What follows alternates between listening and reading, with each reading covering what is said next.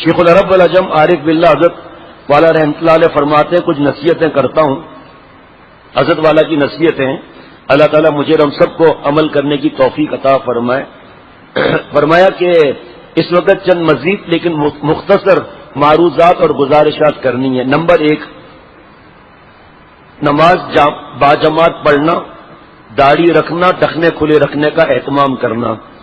فرمایا کہ جتنے اہل علم حضرات کو اللہ نے مقتدی بنایا ہے, کسی مسجد کا خطیب, امام یا کسی ادارے کا مدرس یا بیان کرنے والا, جو بھی مقتدی ہے, ان کے لیے 3 چیزوں کا اہتمام بہت ضروری ہے تاکہ جب وہ لوگوں کو بتائیں مسلمان بھائیوں کو تو ان کے عمل میں آسانی ہو جائے.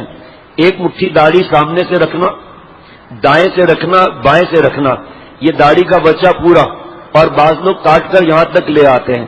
یہ داڑھی داڑھ سے ہے, یہ یہاں, یہ اوپر کاٹ سکتے ہیں, نیچے نہیں.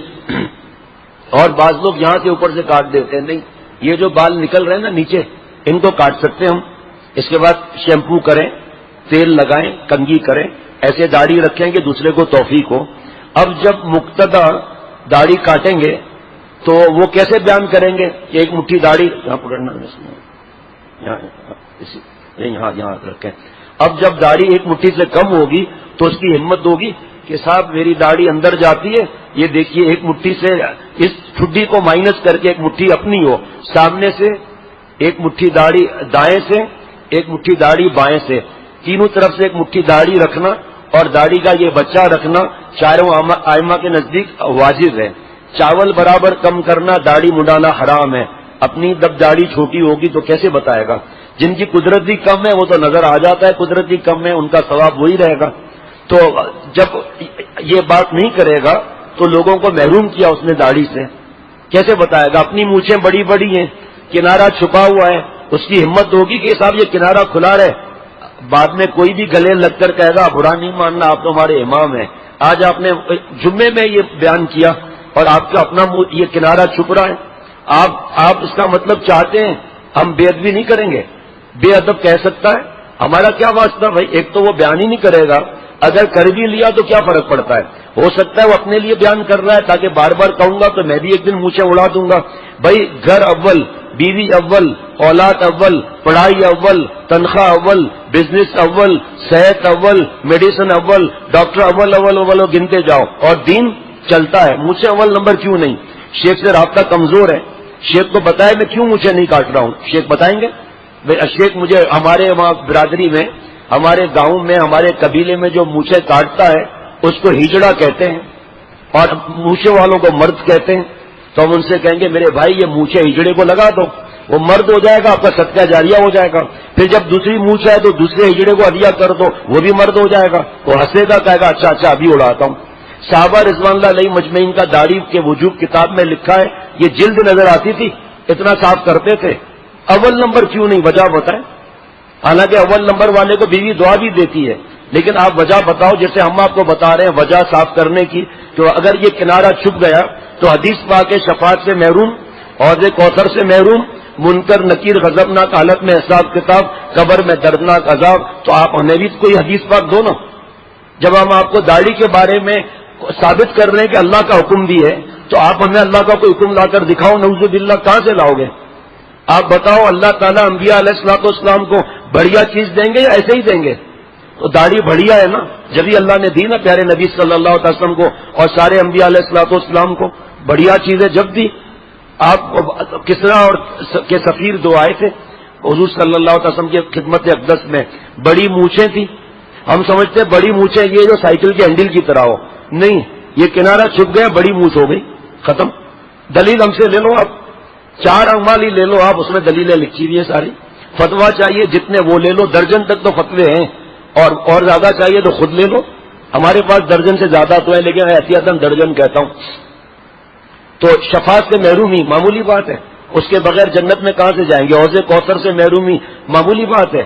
منکر نکیر غضبناک حالت میں حساب کتاب لیں, یہ بڑی مونچھ رکھنا کیا دلیل ہے کہ ہم کو نعوذ باللہ شفاعت نہیں چاہیے؟ اگرچہ زبان سے نہیں کہتا, عمل سے تو ثابت کر رہا ہے.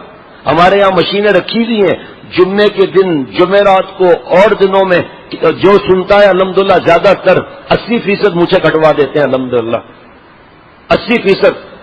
ایک صاحب تھے پرانے وہاں پر غرفت السالکین میں، اتنی بڑی مونچھ ہے کہ مجھے گھبراہٹ ہو رہی تھی کہ میرا بھائی ہے اللہ کے لیے آیا ہے. میں نے مونچھوں کا مسئلہ بتایا، اور وہاں دروازے کے پاس جب مجلس ختم ہوتی تو ہمارے دوست کھڑے رہتے مشین لے کر، تو ان کو میں خود اس کا ہاتھ پکڑ کر لے گیا، اس کی پہلے مونچھیں آپ صرف کنارہ کھول دیں کیونکہ مجھے صاف کرائے گا نہیں، لگ ایسا رہا ہے. جب میں باہر نکلا تو وہ کہہ رہا ہے میں کنارہ بھی نہیں کھولوں گا. تو میں نے کہا بھائی دیکھو شفاعت سے محرومی ہے، حوض کوثر سے مجھے کنارہ بھی نہیں کھولنا ہے. ہمارا بھی نیا نیا معاملہ تھا، میں نے کہا میں آپ کو چھوڑوں گا نہیں، کہ لوگ گیٹ پر کھڑے ہوئے کنارہ تو کھلوائے بغیر نہیں چھوڑوں گا.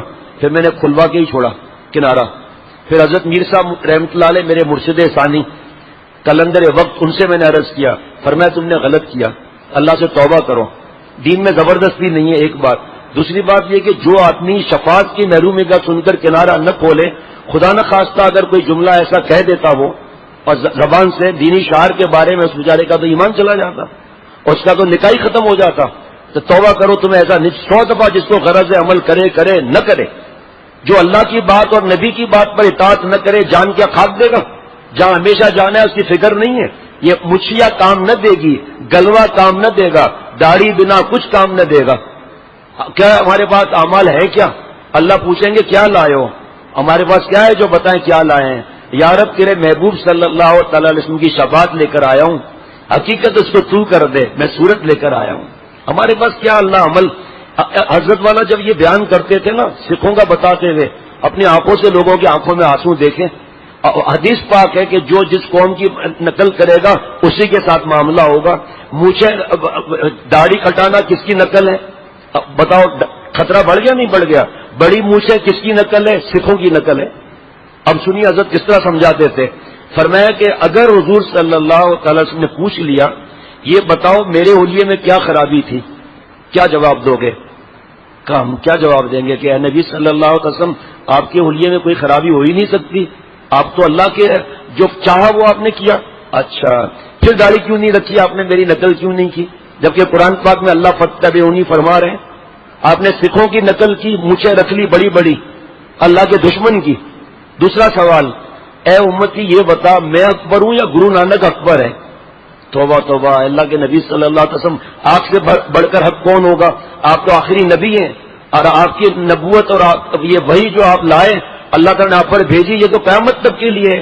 پھر گرو کی محبت میں سکھ جرمن جاپان جہاں ہوتے تھے گرو کی نقل کرتے تھے.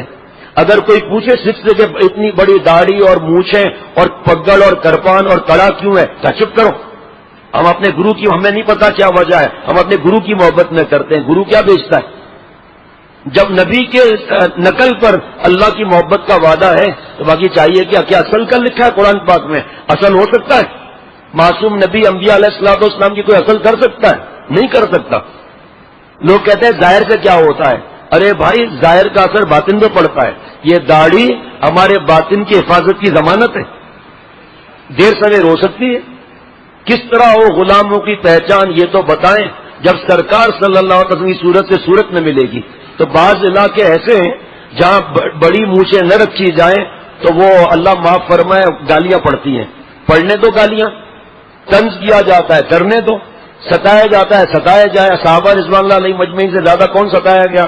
آپ کو کیا اتنا کوئی ستا سکتا ہے؟ گالیاں پڑیں گی، برے جملے کہیں گے، برے جملے سنیں گے، سنت ادا ہو جائے گی، یہاں بھی پھر 100 شہید کا ثواب ملے گا. ارے کتنے ایسے علاقے والوں نے مونچھیں کٹوائیں اور اس کے بعد اپنے علاقے میں آہستہ آہستہ 36 20 25 لوگوں نے مونچھیں صاف کر دی. دین کی سمجھ ہے نہیں. جو برادری کا سسٹم تو قبر میں نہیں چلے گا، قبیلے کا سسٹم تو قبر میں نہیں چلے گا، وہاں پر تو اللہ کی اطاعت چلے گی، وہاں تو حضور صلی اللہ علیہ وسلم اطاعت چلے گی. کسرا کے سفیر بڑی مونچھیں داڑھی منڈی دی، حضور صلی اللہ تعالی وسلم نے نفرت سے چہرہ پھیر لیا، بددعا دی، ویلکما، ہلاکت و بربادی ہو تم دونوں کے لیے. من امرکما، تمہیں کس نے کہا ایسا کرنے کو؟ ان ظالموں نے کہا امرنا ربنا کسرا، ہمارے رب کسرا نے نعوذ باللہ رب نے کہا کہ مونچھیں بڑھاؤ داڑھی کٹاؤ. اس کی نقل کون کر رہا ہے آج؟ وہ تو کہہ رہے ہیں ہمارے رب نے یہ کہا. حضور صلی اللہ علیہ وسلم نے کیا فرمایا؟ جو کہتے ہیں داڑھی مولویوں کی بات ہے، ولیکن امرنی ربی اوفوا اللحى واحفوا الشوارب، لیکن میرے رب نے فرمایا. داڑھی کہاں کا حکم ہو گیا؟ اور سنت ہے سنت ہے. ہم نے کب کہا سنت نہیں ہے؟ بھائی میرے بھائی، جو نبی صلی اللہ تعالی وسلم نے کام فرمایا سنت ہے، لیکن ان سنتوں میں کچھ فرض ہے، کچھ واجب ہے، کچھ سنت موقعہ ہے۔ یہ واجب ہے، عید بقرہ عید کی طرح اور فطر کی طرح واجب ہے تو سنت لیکن واجب ہے۔ اور کیوں سنت چھوڑے؟ اگر سنت بھی ہو تو پلیٹ صاحب کیوں نہیں کریں؟ 100 شہید کا ثواب کیوں چھوڑے؟ ہم بڑے رئیس ہو گئے، ہمارے لیے سرٹیفکیٹ آ گیا کہ تمہاری جنت پکی ہے، اب سنت پر عمل نہ کرو، جبکہ حضور صلی اللہ علیہ وسلم فرما رہے ہیں جس نے میری سنت کو زندہ کیا اس نے مجھ سے محبت کی، جس نے مجھ سے محبت کی وہ جنت میں میرے ساتھ رہے گا، اور کیا چاہیے؟